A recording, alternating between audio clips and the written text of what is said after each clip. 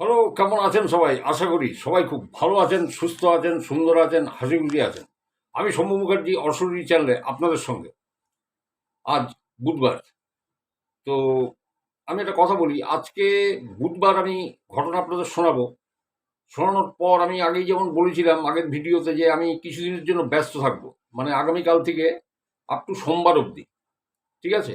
তো এই ব্যস্ততার মধ্যে হবে না, গল্প শোনানো হবে না, আমি পড়তেও পারবো না, শুনতেও পারবো না।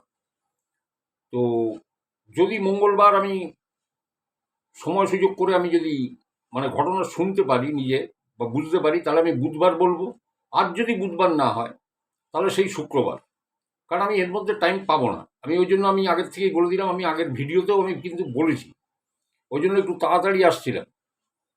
গত দু একটা ভিডিওতে দেখবেন অনেকে লিখেছেন যে জেঠু এবার তাড়াতাড়ি আসছে। আমি ওই কারণেই তাড়াতাড়ি এসছি যে আমি একটু মানে আগেই যেতে চাই। অনেকে ঘটনা পাঠিয়েছেন। একজন সিস্টার সকালবেলা হোয়াটসঅ্যাপে লিখেছেন, মঞ্জুশ্রী সিস্টার, চিন্তা করবেন না, আপনার দাদুর ঘটনা নিশ্চয়ই বলবো। হ্যাঁ, তবে আমি একটা ঘটনা নিয়ে আমি যখন পড়ি, তখন সেই ঘটনাটাকে আমি বলেই ছাড়ি। ঠিক আছে? সুতরাং চিন্তা করবেন না। অনেক ঘটনা আছে ১ বছরের উপরে হয়ে গেছে আমি এখনো বলিনি। বলা হয়নি। কিন্তু সেগুলোও বলবো। তাই কেউ মানে আশাহত হওয়ার কারণ নেই। আপনার ঘটনাগুলো শুনতে থাকুন। যেগুলো আগে এসেছে তার আগে আপনাদেরও আগে আমি সেগুলো আগে বলে নিই। তারপরে আমি বলে দেবো। সবার ঘটনাই বলবো। তো চলুন আজকে আমি এই বুধবারে আজকের বুধবারে আমি ঘটনা শোনাই। যারা এর আগের ভিডিওটা শুনেছেন, অর্থাৎ ২৯৯তম ভিডিও যারা মানে শুনেছেন, এটা ৩০০তম ভিডিও হবে আমার আজকে। তো ঠিক এর আগের ভিডিওতে আমি বলেছিলাম যে আজ ফ্রাইডে দ্য 13, অর্থাৎ গত শুক্রবারে আমি আসানসোল এবং পূর্ব মেদিনীপুরের দুটো ভয়ঙ্কর ঘটনা আপনারা শুনুন। তো সেইটারই জের টেনে আমি আজকে পূর্ব মেদিনীপুরের ওই ঘটনার যে দ্বিতীয় অংশ, সেইটা আমি আজকে আপনাদের সামনে বলবো। সেটা আপনারা শুনুন। ওই পূর্ব মেদিনীপুরের ঘটনা যারা মানে আজকে যারা শুনবেন নতুন করে, তারা কিন্তু এই পূর্ব মেদিনীপুরের ঘটনাটা বুঝতে পারবেন না। তাহলে আমার ঠিক এর আগের যে ভিডিওটা আছে সেই ভিডিওতে যাবেন, ওই যেখানে লেখা আছে ফ্রাইডে দ্য 13, ওই ভিডিওটা চালু করবেন। ওখানে দেখবেন পূর্ব মেদিনীপুরের ঘটনা আর আসানসোলের ঘটনা আছে। ওই পূর্ব মেদিনীপুরের ঘটনাটাকে শুনে নেবেন, ওটা পূর্ব মেদিনীপুরের ময়নার ঘটনা। শুনে নেবেন, শুনে নিয়ে তারপরে এটা শুনবেন। আর যারা আগে শুনেছেন তারা আজকে বুঝতে পারবেন। তবুও আমি আপনাদের একটু খেই ধরিয়ে দিই। খেইটা ধরিয়ে দিই এই কারণে যে তাহলে আপনাদের বুঝতে সুবিধা হবে। রিয়া বলে যে মেয়েটি আপনার মনে আছে আপনাদের, যে সে পড়াশোনায় খুব ভালো ছিল, তার বাবা, রিয়ার বোন ছিল, নাম হচ্ছে রিম্পা, আমি এদের ডাকনাম নিয়েছি, এগুলোই এদের ডাকনাম, নিকনেম। আর রিয়ার বাবা ওই গাজিয়াবাদে রেলে মানে ওখানে পোস্টিং ছিলেন। পরিবার মোটামুটি সচ্ছল ছিল, রিয়া পড়াশোনায় খুবই ভালো এবং ২০১০-এ মাধ্যমিকে টেস্টে সেকেন্ড র্যাঙ্ক করে। আর রিয়ার যে দাদু ছিল সেই দাদুর মানে বিঘে দশেক নিজস্ব বিঘে দশেক জমি ছিল, দুটো বাড়ি ছিল। তো বাড়িগুলো একটা ছোট ছেলেকে দিয়েছিলেন, একটা বড় ছেলেকে দিয়েছে। ঠিক আছে? আর ছোট ছেলে যেহেতু সে কিছু করে না, বেকার, তাকে ৬ বিঘে জমি আর এই বড় ভাইকে ৪ বিঘে জমি দিয়েছিল। কিন্তু ছোট ভাই যে সে মানে রিয়ার কাকা, সে তো আমি বলেছি এর আগের ঘটনায় যে খুব মানে নেশা ভাঙ করা লোক এবং পয়সা পয়সা উড়িয়ে দিয়েছিল, যার ৫ বিঘে জমি বিক্রিই হয়ে গেল আর ১ বিঘে মাত্র তার কাছে ছিল। এর কাকিমা, রিয়ার কাকিমা এই জন্য খুব হিংসা করতো এদের, কারণ এর বাবা তার জমি টমি বেচেনি, দরকারও নেই। তো বাড়ির মধ্যে এই রিয়াদের এই পার্বতী শিবলিঙ্গ ছিল, পার্বতীর মানে দুর্গা মায়ের মন্দির ছিল, নিত্য পুজো হতো সেখানে। রিয়ার কাকিমা মানে হিংসা পরবশ হয়ে এদের বাড়িতে ভূত চালান করেছিল। তো চালান তো যে তান্ত্রিকের দ্বারা করেছিল সে বলছিল ওখানে হবে না, ওখানে পার্বতী মন্দির এবং শিবলিঙ্গ আছে, ওখানে জিন বা পিশাচ চালনা করতে হবে। এবং পিশাচ চালনা করা হয়েছিল, যার ফলে আপনারা আগের ভিডিওতে শুনেছেন যে রিয়া খুব অসুস্থ হয়ে পড়ে, সে বছর মাধ্যমিক ও দিতে পারেনি। ওই খবর পেয়ে ওর বাবা যখন আসে, ওর বাবা আক্রান্ত হয়, ওর বাবার ঘাড়টা বেঁকে গেছিল, আপনারা শুনেছেন। তো ১ মাসের চিকিৎসায় আস্তে আস্তে সুস্থ হয়। তারপরে এক বুড়ি ভদ্র মহিলা আসে ওদের বাড়ির সামনে, গিয়ে ভিক্ষে করতে, যে সে কাঁচা দুধ আর খই খেতে চায়। তখন বলছে কাঁচা দুধ দিতে পারি কিন্তু খই কী করে দেবো। তখন ওই বুড়ি ভদ্র মহিলা বলে যে তোমার মা তো, মানে রিয়ার মাকে বলে, তোমার মা তো খইয়ের নাড়ু নিয়ে এসছেন, তখন এরা অবাক হয়ে যায় যে এই বুড়ি ভদ্রমহিলা জানলো কি করে। তখন উনি 4টে নাড়ু আর কাঁচা দুধ খেতে দেন। ওই ভদ্রমহিলা খাওয়ার পরে ওই বুড়ি বলে যে, বাড়িতে শিব পার্বতী রেখেছো, তাদের সন্তানকে রাখোনি? এই নাও, বলে ঝুলির মধ্যে দিকে একটা গণেশের এইটুকু একটা মূর্তি আর তাকে রাখবার জন্য একটা পাত্র দিয়ে যান। বিনিময়ে কিছুই নেননি, খালি বলেছিলেন যে একে পুজো করবে রোজ এই নাড়ু আর ইয়ে দিয়ে। ঠিক আছে, জল দেবে, নাড়ু দেবে, রোজের পুজো করবে এবং তিথি অনুযায়ী বিশেষ করে যজ্ঞ করে পুজো করো, তোমাদের ভালো হবে। যে তোমাদের ক্ষতি করেছে উল্টে তার ক্ষতি হয়ে যাবে, এই কথাটা কিন্তু বলে গেছিল। এবং এর কিছুদিন বাদে মানে খুব ওই গণেশ প্রতিষ্ঠা হয় এবং খুব বড় সড়ো করে যাগযজ্ঞ করে রিয়ার বাবা পুজো করান। এবং এর কিছুদিনের মধ্যে রিয়ার কাকিমাকে ঘাড় মটকানো অবস্থায় তাদের বাড়ির ছাদের পরে পাওয়া গেছিল। এই পিশাচ চালনা করলে পরে পিশাচ যদি তার কাজে সিদ্ধ না হয়, তখন যে তাকে চালনা করেছে তাকে কিন্তু মেরে দেবে, এবং হয়েছিল তাই। তাহলে এবার আমি খেইটা ধরিয়ে দিলাম, আপনারা বুঝতে পারলেন। এইবারে পরের ঘটনা শুনুন। পরের ঘটনা হচ্ছে যে এই ঘটনার পরে ঘটনা কিন্তু এখানে থেমে থাকেনি। রিয়াদের বাড়িটা যখন ওই গণেশ পুজো যাগযজ্ঞ করে ইয়ে করেছিল, তখন ওই পূজারী ব্রাহ্মণ উনি কিন্তু বেঁধে দিয়ে গেছিলেন, বাড়িটা বন্ধন করে দিয়ে গেছিলেন। ওদের কারো গাত্রবন্ধন করেননি, কিন্তু বাড়িটা বেঁধে দিয়ে গেছিলেন। তাহলে রিয়ার ওই যে কাকার বাড়ি, সেখানে খুব উপদ্রব শুরু হলো। উপদ্রব এক কথা মানে অত্যাচার শুরু হলো। জিনিস তছনছ হচ্ছে, এ হচ্ছে, মানে সময় ভালো যাচ্ছে না, নানা রকম। ওর কাকার 2 ছেলে আমি বলেছিলাম কাকিমা, সায়ন আর সন্দীপ। সায়ন বড়, সন্দীপ ছোট। ঠিক আছে, তো নানা রকম মানে উপদ্রব শুরু হলো। এইবারে এই উপদ্রবটা আর এর কাকার বাড়িতে আর সীমাবদ্ধ থাকলো না, আস্তে আস্তে সেটা ওপেন গ্রামের মধ্যে বেরিয়ে এলো। সন্ধ্যে 7টার পরে আশেপাশের লোকজন না বেরোতেই ভয় পেত। আজ থেকে আর 15 বছর আগের কথা বলছি। ওই জায়গাটায় বেরোতেই ভয় পেত। মানে কেউ কেউ ও রিয়ার কাকিমার অবয়ব দেখতে পেয়েছে, এবং যারাই দেখেছে তারাই কিন্তু অসুস্থ হয়ে গেছে, অসুস্থ হয়ে পড়েছে। তো এই জিনিসগুলো তো এরকম তো চলছে। হ্যাঁ, কেউ আর ভয়ে মানে রাত্রের দিকে বেরোয় না 7টার পরে, বিশেষত মানে যেখানে সেখানে যে সে একে দেখতে পেত এই অবয়বটা। ঠিক আছে, তো একবার হয়েছে কি, মানে শীতকাল, মানে ভোর রাত, মানে 5টা তখনও বাজেনি। এবার গ্রামের মহিলারা একটু তাড়াতাড়ি উঠে পড়েন। এই দিয়ার দাদুর আরো 2 ভাই ছিল। ঠিক আছে, তাদের আলাদা বাড়ি, তার ছেলের বউ আছে। হ্যাঁ, তার সেই বৌমা ভোর 5টায় মানে উঠে গেছে। তখন তো শীতকালে 5টার সময় অন্ধকার থাকে বাইরে। উনি শুনছেন, ওই ছেলের বউ শুনছে যে দরজা কেউ টোকা দিচ্ছে। দরজা টোকা দিচ্ছে বলতে এত ইয়েতে সকালে মানে চারপাশ অন্ধকার, কে দরজায় টোকা দেবে? দরজাটা খুলে দেখে একদম হুবহু রিয়ার কাকিমা দাঁড়ানো। ওই বউটিকে বলছে, ওই দাদুর বৌমাকে বলছে যে আমি অনেকদিন কিছু খাইনি, আমাকে কিছু খেতে দাও। একদম কোনো অস্বাভাবিক তার চেহারা না, একদম নর্মাল, যেরকম ওনাকে দেখতে ছিল ঠিক সেরকম দাঁড়িয়ে বলছে আমি অনেকদিন কিছু খাইনি, আমাকে খেতে দাও। এটা দেখেই ওই বউ তো ওখানে অজ্ঞান হয়ে গেছে। দাদুর ছেলের বউ ওই দেখে অজ্ঞান হয়ে গেছে। কি করবে? মানে দাদুর যে ভাই ছিল তার ছেলের বউ। তা এই কথাগুলো তো আস্তে আস্তে আশেপাশে গ্রামে রটে যাচ্ছে যে এইরকম এইরকম জিনিস হচ্ছে। এইবার না, এটা খালি রাতের মধ্যে সীমাবদ্ধ থাকলো না, দিনের বেলাতেও হতে থাকলো। দিনের বেলাতে কিরকম হচ্ছে দেখুন। মানে সকালবেলা উঠে দেখছে যে কারুর বাছুরটা মরে পড়ে আছে, কারুর মুরগি, কারুর হাঁস, কারুর ছাগল মনে হচ্ছে মরে পড়া, মনে হচ্ছে গা থেকে কেউ রক্ত শুষে নিয়েছে। মানে নিরীহ প্রাণীগুলো একে একে বলি হতে থাকে। আজ এর বাড়ি মরছে, কাল ওর বাড়ি মরছে, ঠিক এইরকম হচ্ছে। সবাই জিনিসটা বুঝতে পারছে যে এবারে রাত না, এবারে দিনেও অ্যাটাক করা শুরু করলো। আমি রাঁচির পরে এরকম একটা ঘটনা বলেছিলাম আপনাদের। তো যাই হোক, ওটা বোধহয় সোনুর ঘটনা ছিল, সোনু বলে একটা ছেলে।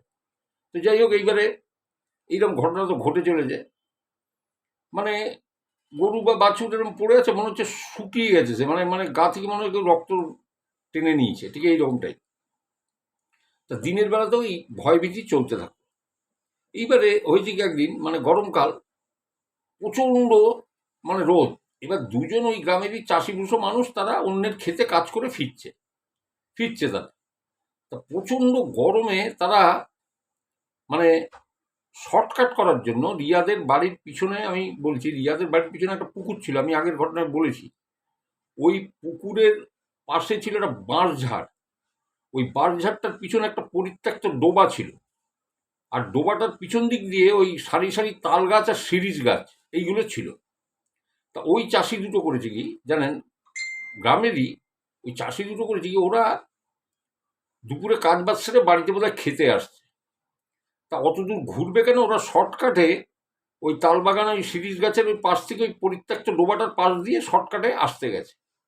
যখন ওরা আসছে তখন দেখছে যে ওই ডোবার ধারে কোনো এক মহিলা বসে ঘাস ছিঁড়ছে।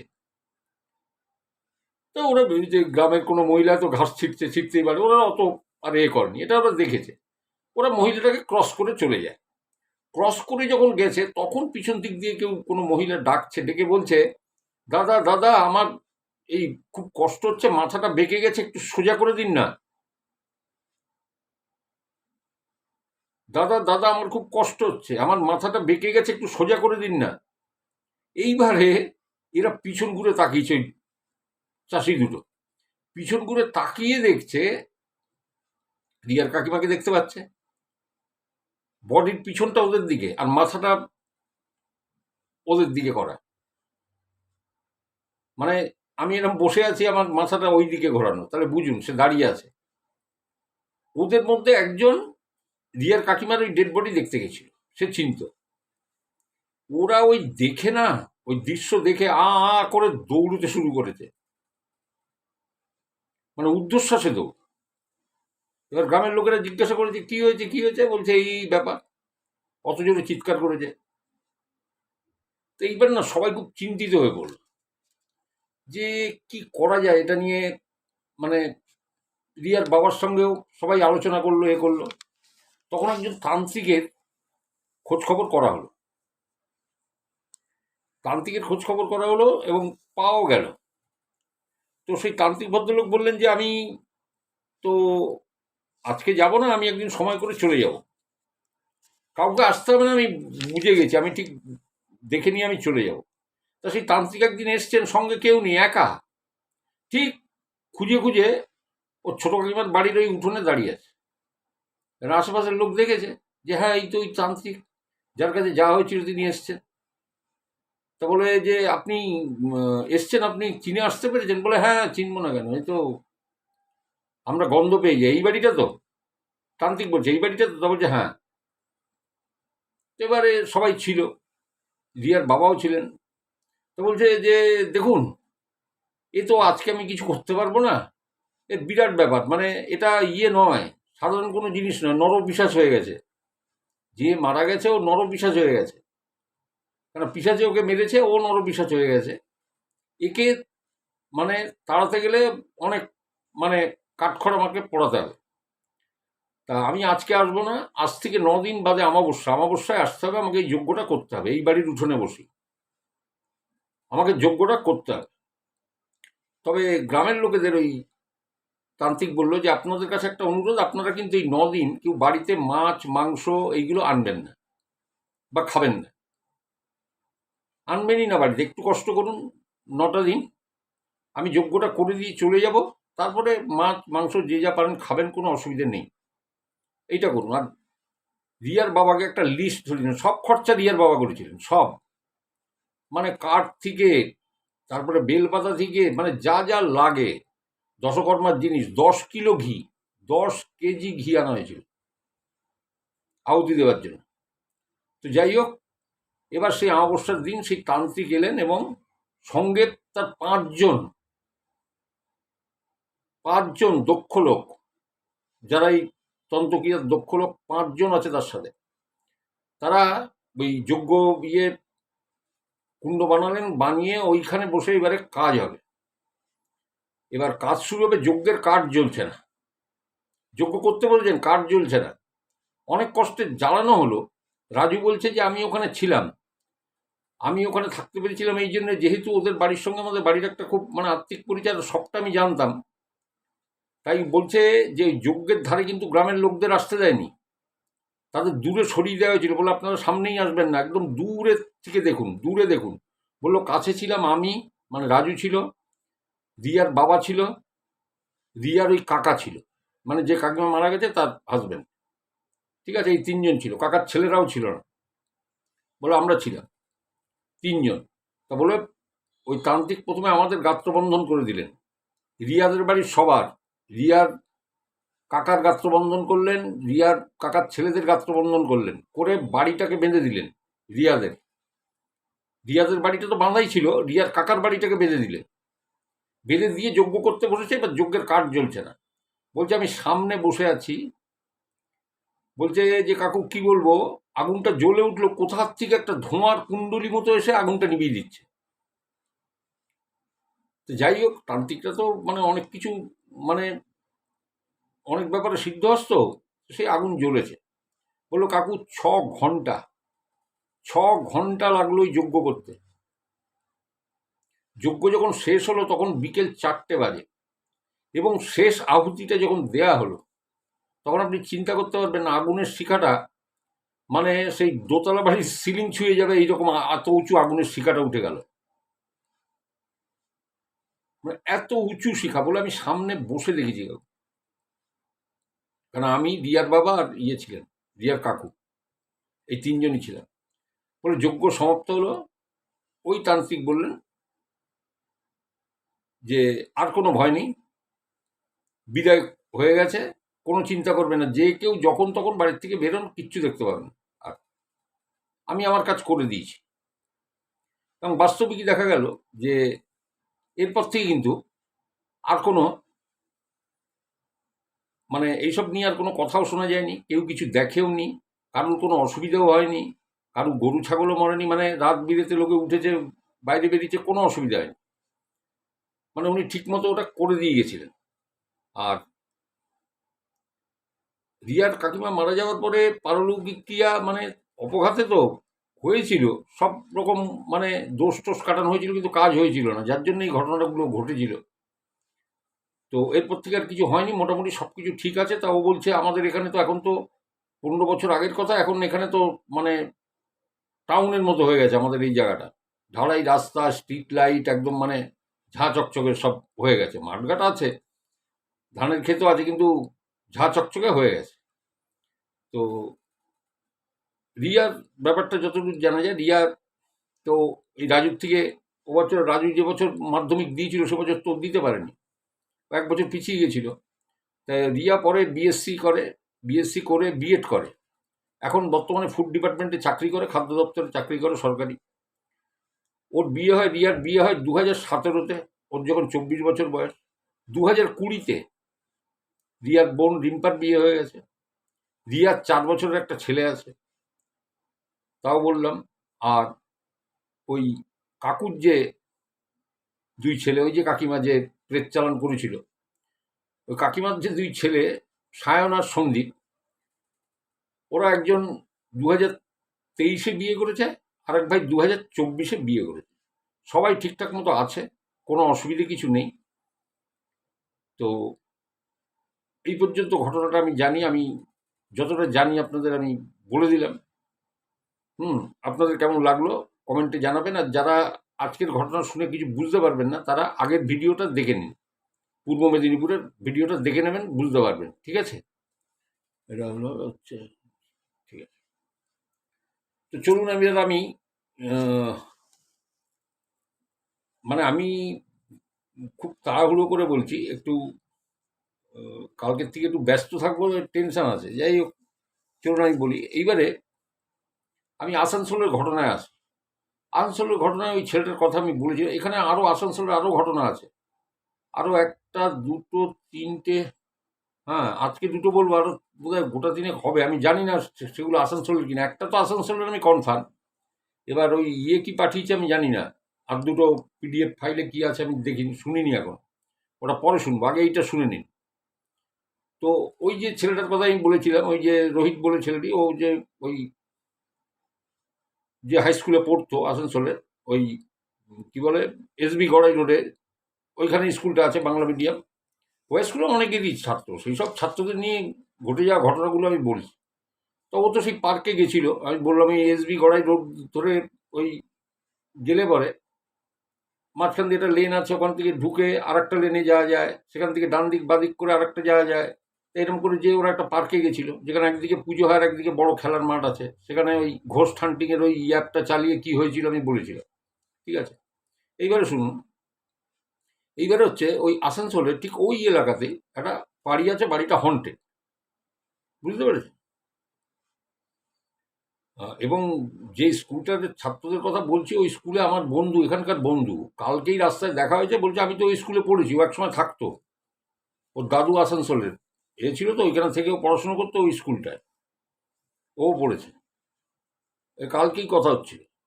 তো যাই হোক, ওখানে একটা বাড়ি আছে, বাড়িটা হন্টেড। এবার দেখুন, এই বাড়িটা কার বাড়ি আমি তো জানি, এবার ব্যাপারটা হচ্ছে আপনারা যারা আসানসোলের মানুষ তারা জানবেন। ঠিক আছে, খুব মানে মানে পরিচিত একজন, খুব নাম করা এর বিজনেসম্যান, তো তাদের বাড়ি, বাড়িটা পরিত্যক্ত অনেক বছর। এবার বাড়িটা কেন পরিত্যক্ত, এটা কেউ হয়তো জানে, কেউ হয়তো জানে না, বা কিছু জানি না আমি।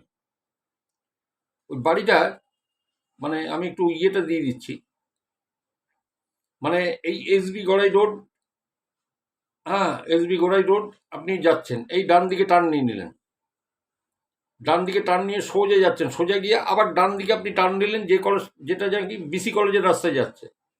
ঠিক আছে, ওই বিসি কলেজের রাস্তায় যাচ্ছে, ওই রাস্তা থেকে একটু এগিয়ে গিয়ে আবার ডান দিকে টার্ন নিন।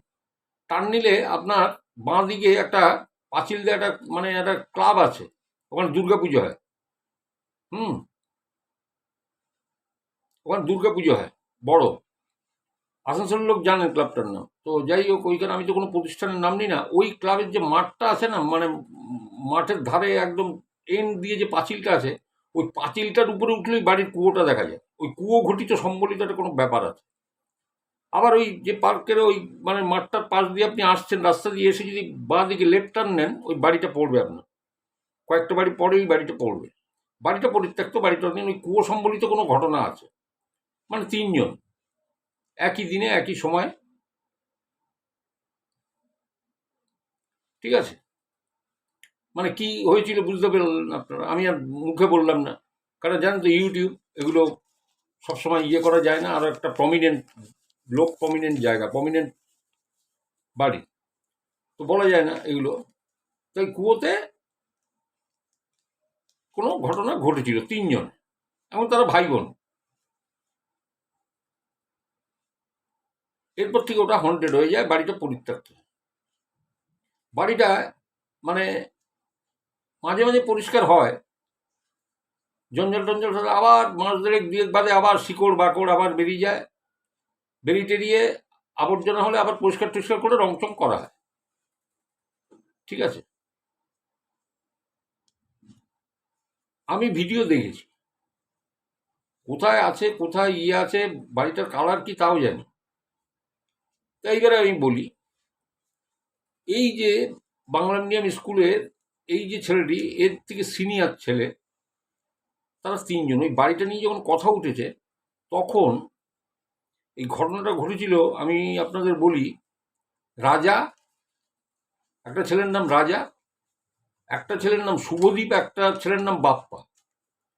এরা এই রোহিতের মানে উপরের ব্যাচ আর কি, মানে দাদা দাদা বলতো। তো এই বাড়িটা নিয়ে যখন কথা উঠেছে, তখন ওই বাপ্পা বলে, মানে বাপ্পাদা বাপ্পাদা বলে, সে বলছে তুই দেখবি ওই বাড়িতে আমার কি হয়েছিল। তো বলছি কি, বলে এবার পায়ের জুতোটা খুলে এবার পায়ের তলাটা দেখাচ্ছে, বললো দেখ। এবার ওই রোহিত দেখে কেঁপে গেছে, পায়ের তলায় এইরকম এরকম কালো কালো এরকম 5-6খানা স্পট এরকম, মানে যেখানে কিছু ঢুকে গেছিল। তো বলছি কি হয়েছিল, তা বলে তখন 2014 সাল। বললো বাড়িটা আগাছায় ইয়েতে পরিপূর্ণ, বাড়িটা হন্টেড আমরা জানি। এবারে ওই আমাদের বন্ধুদের মধ্যে বেটিং হয়েছে, শুভদীপ আর রাজা বেট ধরেছে আমার সাথে যে ওই বাড়িতে ঢুকেই বাঁ দিকে গিয়েই একটু ডান দিকে গেলেই একটা কলার ঝোপ আছে, কলা গাছের ঝোপ, তার থেকে একটু পিছনে 5-7 ফুট দূরেই পাতকুয়োটা, যেটা হন্টেড, ওটার বাড়িটাই হন্টেড, যেটা হন্টেড। তো বলছে ওই দিনের আলোয় ওই কলা গাছের ঝোপে একটা কোল্ড ড্রিঙ্কসের বোতল, একদম নতুন টাটকা বোতল কিনে ওখানে রেখে দেওয়া হবে, সন্ধ্যের পরে ওটা যে নিয়ে আসতে পারবে কোল্ড ড্রিঙ্কসটা তার।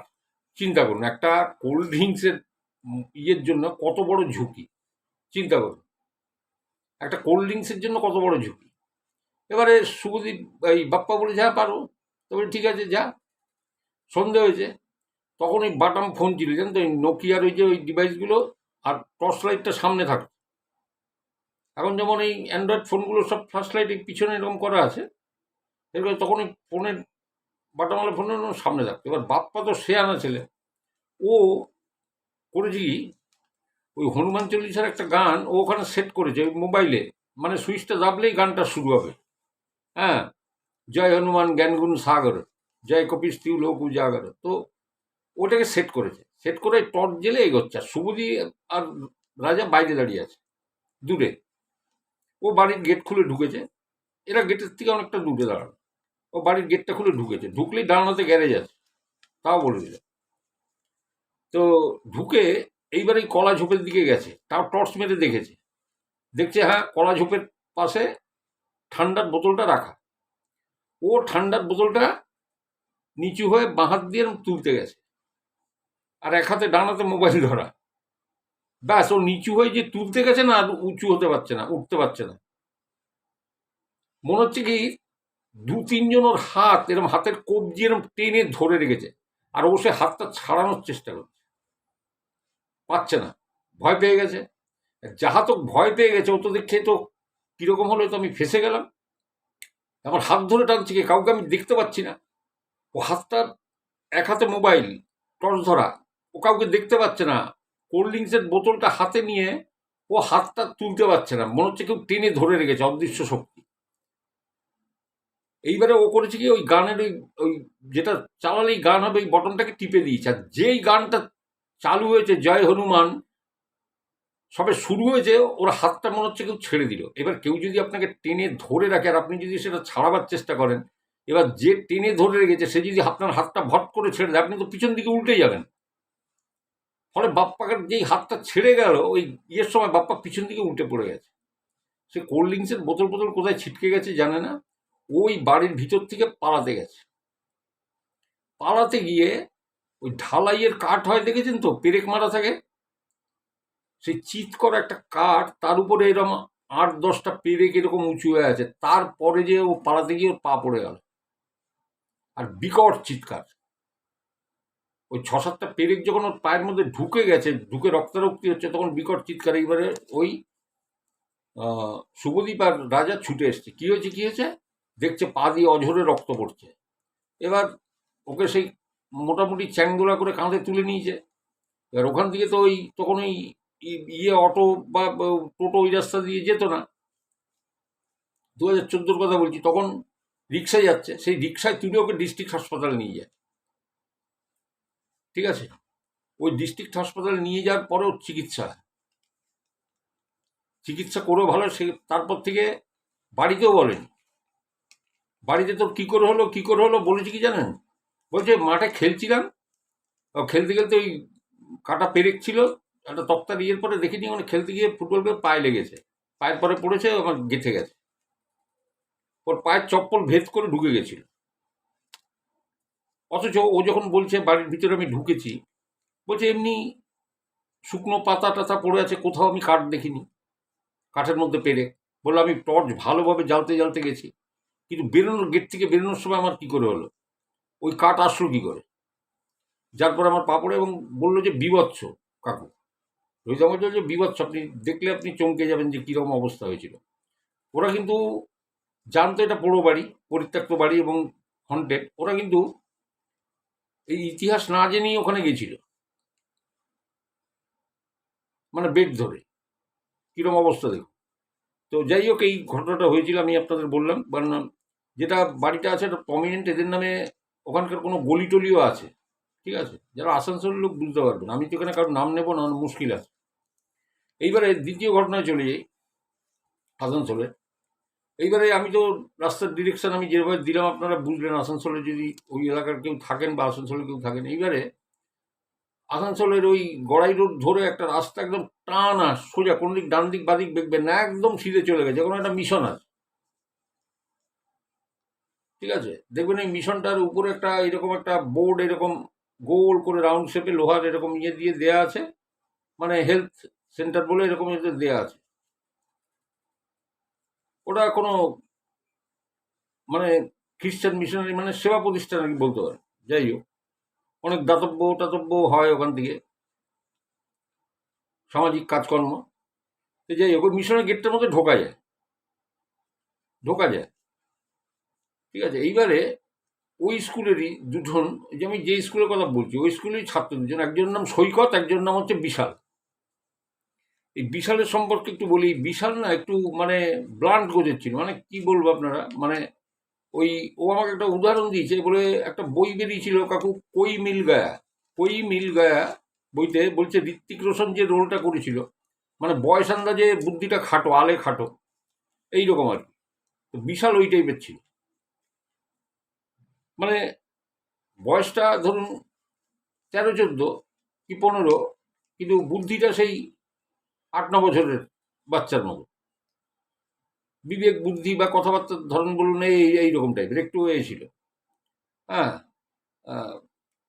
খ্যাপা খ্যাপা করছে। তো যাই হোক, এবার এর সাথে সৈকতের খুব বন্ধুত্ব, এক স্কুলে পড়ে, কোনোদিন মানে ধারে কাছে বাড়ি হওয়ার সুবাদে কখনো বিশাল এসে ইয়ের বাড়িতে রাত কাটায়,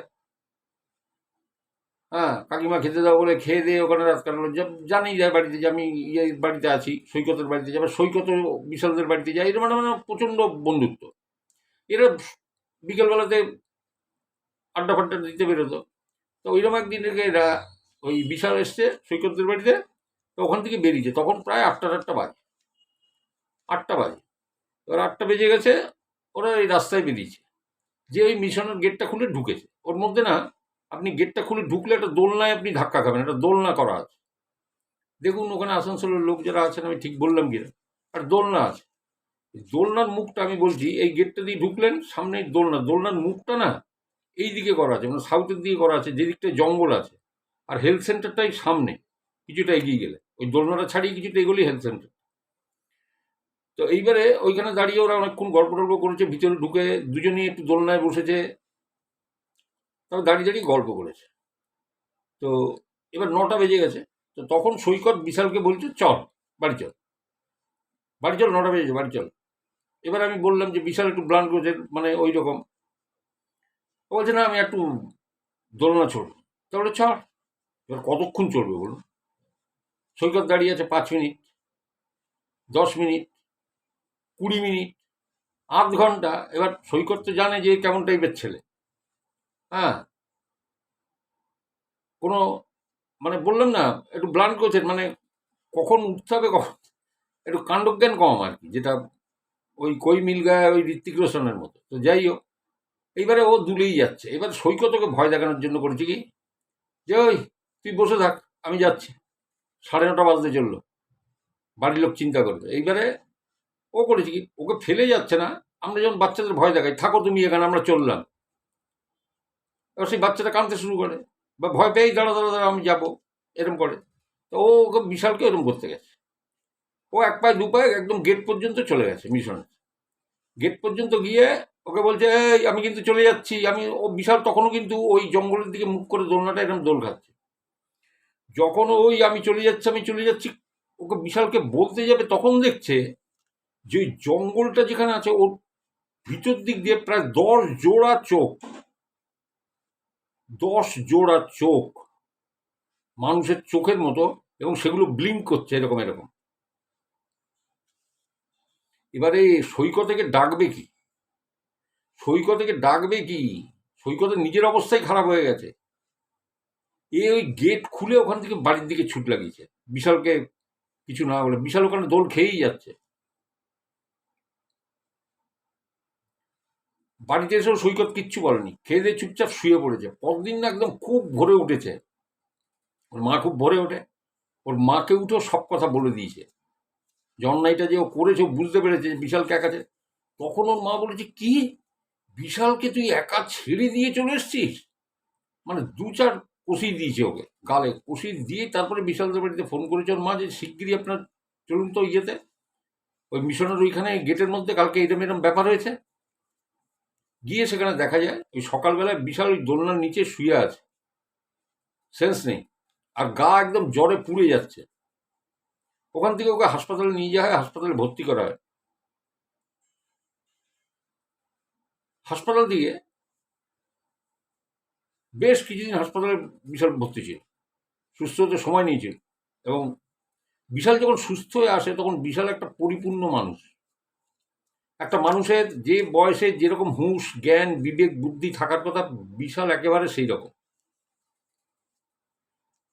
তার মধ্যে এই আমূল পরিবর্তনটা কি করে আসলো? আমি যতটা জেনেছি, সৈকতটা এই ঘটনার পরে সৈকতটা ওই স্কুল ছেড়ে দিয়েছিল এবং অন্যত্র চলে গেছিল, যেটা আমার কাছে খবর। আর বিশাল এই ছেলেটির থেকে, যে আমাকে বলেছে তার থেকে সিনিয়র, বলে আমার সাথে দু একবার কথা হয়েছে। বলে কাকু একদম পরিপূর্ণ, একদম আপনি কথা বললে বুঝতেই পারবেন না যে এই ছেলেটা কোনো এক সময় ওয়ান্স আপন টাইম এরম ছিল, এরম ব্লাড গোছ ছিল, যে কোনো তার বোধ বুদ্ধি বা চেতনা কম ছিল। বলে আপনি বুঝতেই পারবেন না। বলে কি করে পরিবর্তন হলো? তাহলে এই চোখগুলো কি ছিল যেটা দেখে সৈকত পালিয়ে গেছিল? চোখগুলো কি ছিল? তারা কি আদতে বিশালকে ভালো করে দিয়ে গেল বা কিছু হলো? মানে হাসপাতাল থেকে ছাড়ার পরে বিশাল কিন্তু সম্পূর্ণ সুস্থ পরিপূর্ণ একটা মানুষ, একটা ছেলে। মানে আমার সাথে কথা হয়েছে, সিনিয়র দাদা হিসেবে আমার সাথে কথা হয়েছে দু একবার। এবং পরে বিশাল বোধহয় স্কুলটা চেঞ্জ করেছিল, অন্য স্কুলে গেছিল, আমি যে যতটা জানি। আর সৈকতটা ওখানে থাকতো না, চলে গেছিল অন্য জায়গায়, গেছিল চলে গেছিল, ওই স্কুল ছেড়ে অন্য জায়গাতে চলে গেছিল। তো ঠিক আছে, আজকে আমি এই তিনটে ঘটনা আপনাদের শোনালাম। আপনার কেমন লাগলো আপনারা জানাবেন। আরও অনেকগুলো ঘটনা আছে, পরের দুটো ঘটনা কি আসানসোলের পরে আছে না অন্য কোনো জায়গার পরে আছে আমি জানি না, আমি শুনবো। তবে শুনতে শুনতে সেই মঙ্গলবার। আর এই আসানসোলের পরে একটা ঘটনা কনফার্ম আছে আমি জানি, একটা বিজনেস ম্যানেজমেন্ট কলেজে, সেটা আমি বলবো সামনের দিন। আর যারা ঘটনা পাঠিয়েছেন, কেউ অত আশাত, আমি এখনো রিমা সঙ্গমিত্রা এদের পাঠানো ঘটনা এখনো বলিনি, বোধহয় 3-4 মাস হয়ে গেল বলিনি। সুতরাং আমি যাদেরই ঘটনা আমি বলিনি, নিশ্চিন্ত থাকবেন, আমি সব বলবো। আমি এক একবার একটা টার্গেট করি যে আজকে এই তিনটে বলবো। কোনো সময় হয় কি জানেন তো, শরীর সাথ দেয় না, কোনো সময় কোনো কাজে ফেসে যাই, ঝামেলা আছে। আমি তো মানে যে ইউটিউব থেকে টাকা কামাবো, সেইটা দিয়ে খাবো, মানে থেকে আমার তো এইরকম মতিগতি না। আমি এখানে এসছি মানে আপনাদের ঘটনা শোনাতে, আমি ওই গ্রুপে ঘটনা শোনাতে। এই চ্যানেল আমার ওটা খোলা ছিল 2021, আমি আসতাম না তো এখানে, বারবার বলেছি, আমি সবসময় ওইখানেই থাকতাম। যখন আমি খুব বীতশ্রদ্ধ হয়ে পড়ি, হ্যাঁ, কিছু মানুষের উপরে, যে এরা নিজেদের কি ভাবে, তো তখন আমি সরে আসি। যে আমার মতো মানে কিছু না জানা লোকের বোধহয় এখানে থাকাটা ঠিক না। তখন আমি এখানে ঘটনা বলতে শুরু করি। ঠিক আছে? তো আপনারা যারা ঘটনা পাঠাতে চান, আমার হোয়াটসঅ্যাপ নম্বর ডেসক্রিপশন বক্সে আছে, পাঠিয়ে দেবেন। কোনো দ্বিধা বা সংকোচ করবেন না। যেখানে লেখা আছে মা ঠাকুমা দাদু আশ্রম অতীত, ওই লেখাটা প্রেস করুন, দেখুন আমার হোয়াটসঅ্যাপ নম্বরটা নিচে পাবেন। ওখানে চলে আসবেন। কেউ ফোন করলে আমি ধরি। হুম, কোনো অসুবিধা নেই। এই সকাল 9টা থেকে বেলা 2টো পর্যন্ত ফোন করতে পারেন। রাত্রে মানে 7টা থেকে 9টা আমি ধরি সবার ফোন। যখনই আমি অ্যাভেলেবেল থাকি আমি ফোন ধরি, কথা বলি। কেউ ঘটনা পাঠাতে চাইলে, অনেকে এসছেন হোয়াটসঅ্যাপে, ঘটনা পাঠাবেন বলেছেন, এখনো পাঠাননি, তাদের কাছে আমার মানে করজোড়ে অনুরোধ, ঘটনাগুলো পাঠিয়ে দিন। কারণ দেখুন, আমি কিন্তু আপনাদের উপরে ভরসা করে থাকি। আর এই কন্টেন্ট তো সবার কাছে থাকে না। হ্যাঁ, কিছু কিছু আছে, তারা কন্টেন্ট ক্রিয়েটার নয়, ক্রিয়েট কেউ করে না, তাদের কাছে কন্টেন্ট থাকে, তারা কন্টেন্ট খোঁজে। কোথায় কোথায় আছে খোঁজারু লোক কিন্তু আমার এখানে রয়েছে, আমার সারাউন্ডিং ইয়েতে। ঠিক আছে? এবং তাদের মধ্যে থেকে আসে। সুতরাং আপনার কাছেও কোনো এরকম ঘটনা থাকলে আপনি নিশ্চিন্তে আমার হোয়াটসঅ্যাপে পাঠাতে পারেন। অডিও করে হোক, লিখে হোক, পাঠিয়ে দেবেন। তো সবাই খুব ভালো থাকুন, সুস্থ থাকুন, চ্যানেলের পাশে থাকুন, চ্যানেলটা সাবস্ক্রাইব করে রাখুন। আবার দেখা হবে এরকম কোনো বুধবার, শুক্রবার অথবা কোনো সোমবারে। ততক্ষণ পর্যন্ত আজকে নমস্কার সবাইকে, ভালো থাকুন।